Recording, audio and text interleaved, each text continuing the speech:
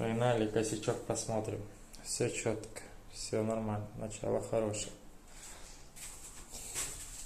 Вместо вот этой линии я взял вот эту линию, типа пошел, она у меня пойдет на пол и будет все четко.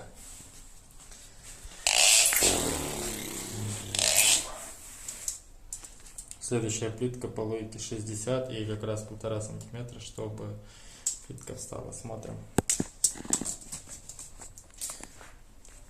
У меня должно было быть здесь 61,5 до стены.